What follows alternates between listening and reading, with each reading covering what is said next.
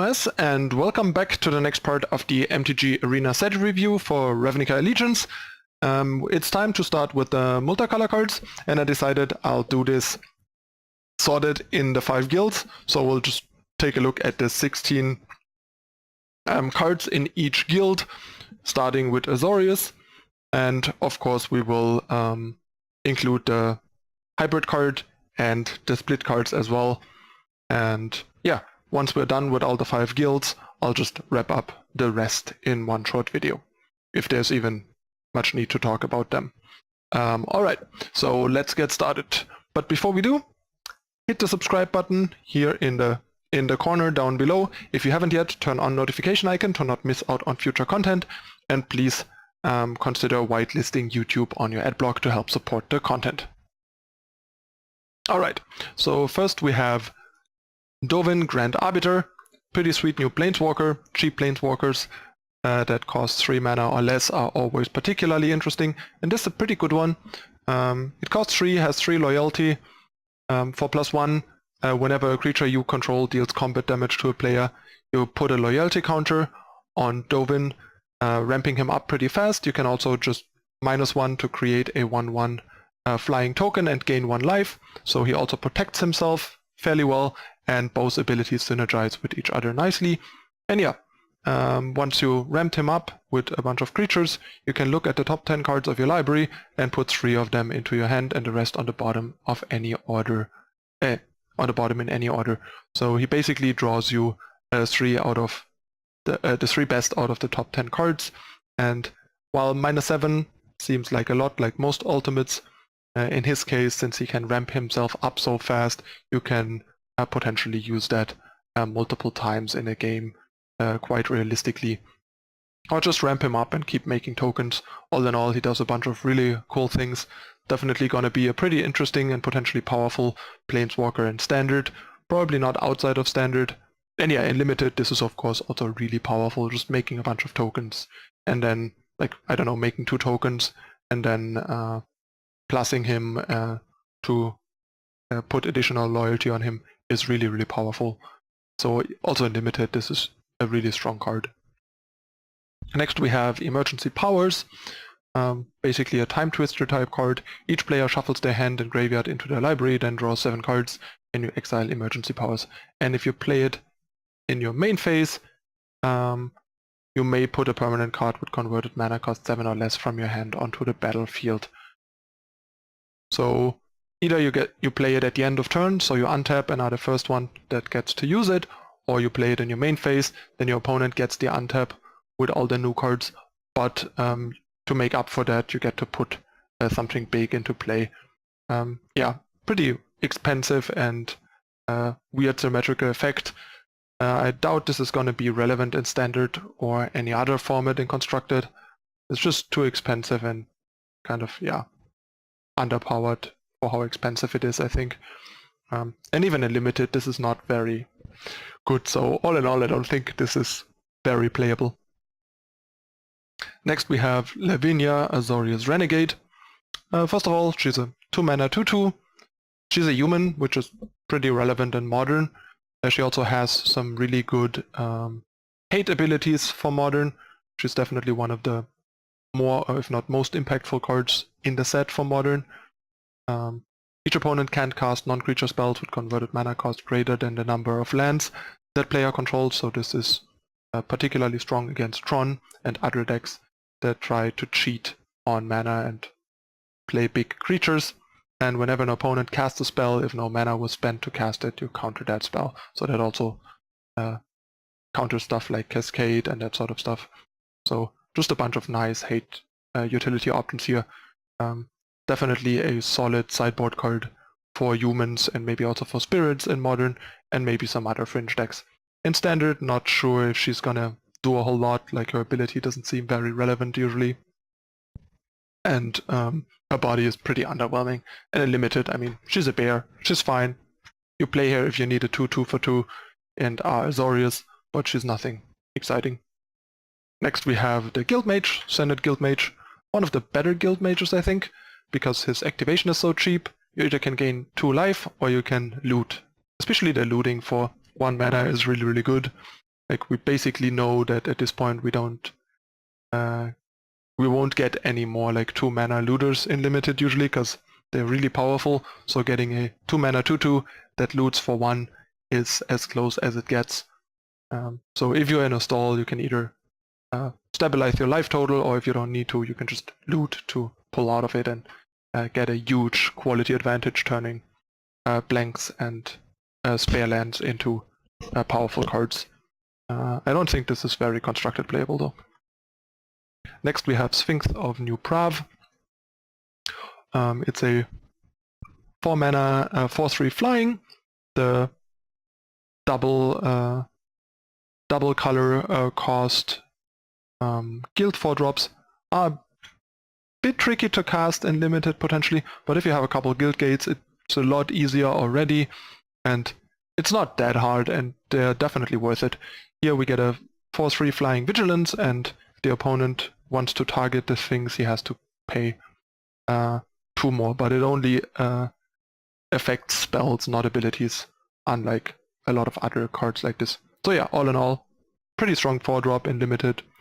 High pick, yeah, but unlike Crackling Drake, probably not a constructed card. Next we have Absorb, one of the more powerful standard editions from Ravnica Allegiance. Any kind of Teferi control deck or Fog deck is going to be very happy about this. Cancel that gains you 3 life is really, really good in these kind of control decks. Buys you a lot of time, might buy you a whole additional draw step, or might make the difference between winning and losing, especially against red aggressive decks. So yeah, really good card. In a limited, this is also very solid. Next we have Deputy of Detention, basically the Fiend Hunter Detention Sphere. Same cost, 3 mana, 1/3, and instead of exiling a creature, it exiles a non-land permanent, just like Detention Sphere. This is a much better Fiend Hunter. It's going to be really good in Standard, I think, and it's also amazing in Limited. Easy first pick, and even though not very likely, maybe could even show up in some number in Modern, since Fiend Hunter type cards have seen play in Modern. This is much, much better. So given how much better this is, I can definitely see this making a splash in Modern, even though not a big one. Next we have Osorio Skyguard, 6 mana, 3/3 flying first strike, a bit small for the cost, but your opponent's creatures get -1, -0, makes up for that. A bit more of a defensive and a bit more controlling card, but definitely pretty good at stabilizing and crippling your opponent. Seems like a very solid 6-drop uncommon in limited to me, but not a super high pick, since it is a bit small for its cost and it is a bit slow. But yeah, not a constructed card. Next we have Dobbins Acuity, sort of the Azorius version of Disinformation Campaign. Definitely not as strong, but yeah, when it enters the battlefield you gain 2 life and draw a card, and whenever you cast an instant spell during a main phase, you may return it to your hand. So yeah, a much weaker Disinformation Campaign, but still pretty good, and probably a bit too weak for Standard, but not sure, maybe there's a deck that ends up wanting this, but probably not, since also having to specifically play an instant and specifically play it during your main phase seems a bit too fringe for Standard, even if you want the effect. But yeah, in limited, especially in more controlling decks and like gate control decks, for example, this seems like a pretty good card. Next we have High Alert. This is a really cool card for limited. Don't think this is constructed playable, but yeah, in limited, this is really nice. Each creature you control assigns combat damage to its toughness, equal to its toughness rather than its power, and creatures with Defender can attack.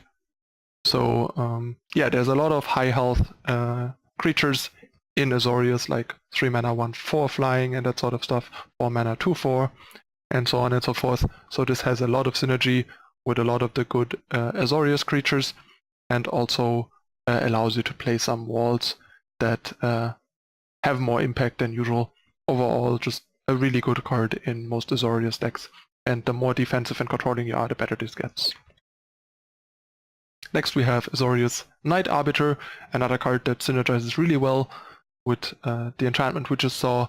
It's a 2/5 Vigilance unblockable for 5 mana, and with the enchantment it turns into a 5/5 Vigilance unblockable, which is insane. Like, a lot of the good evasive Azorius attackers have low attack, like low power and high toughness, and with the enchantment they just turn into monsters, so it's a really, really good buff enchantment basically.